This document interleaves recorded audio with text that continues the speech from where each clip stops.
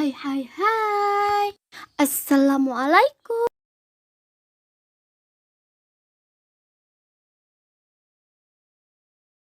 Nama saya Nadia Widianingsih, NIM 1831311053, kelas 4B. Video kali ini saya akan menyampaikan mengenai rasa tanggung jawab untuk diri sendiri dan orang lain untuk usia 5-6 tahun. Video ini saya buat sebagai tugas mata kuliah pengembangan sosial emosional dengan dosen Bapak Hasan Ubaidillah. Setiap orang tua pasti ingin memiliki anak yang bertanggung jawab atas dirinya sendiri. Kita mengharapkan seorang anak dapat memenuhi kebutuhannya dengan tetap mempertimbangkan kebutuhan dan perasaan orang lain. Tetapi kadang keinginan orang tua tersebut tidak sesuai dengan tindakan yang dilakukan orang tua terhadap anak. Sifat memanjakan anak merupakan salah satu contoh perbuatan yang tidak mendukung proses penanaman tanggung jawab pada anak. Apa sih tanggung jawab itu? Tanggung jawab adalah kesadaran manusia akan tingkah laku dan perbuatan baik disengaja maupun tidak disengaja. Tanggung jawab bagi anak usia dini untuk melatih anak dalam menghadapi masalah baik disengaja maupun tidak disengaja. Menanamkan rasa tanggung jawab, di sini saya memakai 3 metode. Yang pertama, metode pembiasaan. Metode pembiasaan adalah segala sesuatu yang dilakukan secara berulang untuk membiasakan individu dalam bersikap, berperilaku, dan berpikir dengan benar.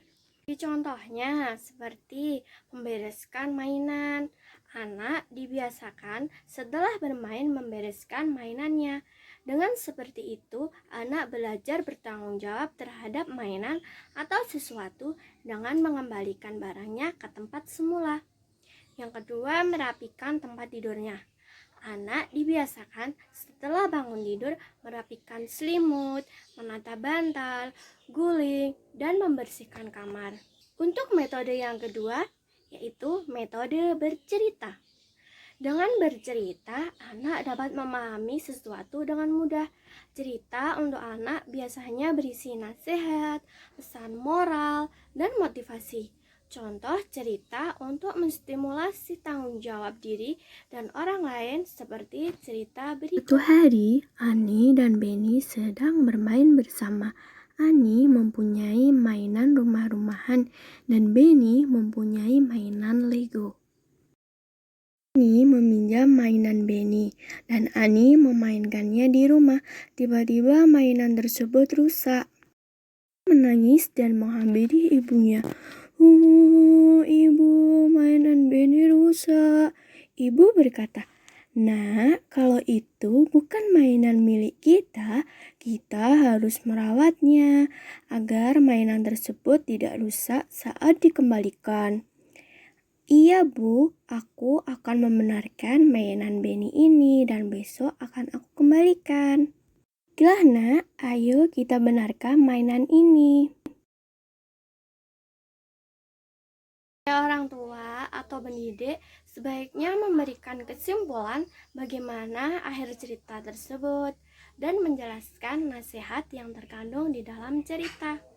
Metode yang ketiga adalah metode bermain peran. Metode bermain peran adalah peranan atau memainkan peran dalam dramatisasi masalah sosial atau psikologi. Contohnya yaitu bermain jual beli. Ada yang jadi penjual dan ada yang jadi pembeli. Sebagai pendidik, memberikan tanggung jawab kepada penjual bagaimana sih cara melayani pembeli, apa yang harus diucapkan dalam melayaninya, dan bagaimana sih tingkah lakunya agar pembeli itu tertarik untuk membeli dagangan yang kita jual. Sebagai pembeli, itu seharusnya jujur dalam membayar atau memberikan uang kepada penjual. Dengan bermain peran seperti itu, anak dapat belajar bertanggung jawab. Demikian video yang dapat saya sampaikan. Apabila ada salah kata dalam penyampaiannya, saya mohon maaf. Terima kasih. Wassalamualaikum warahmatullahi wabarakatuh.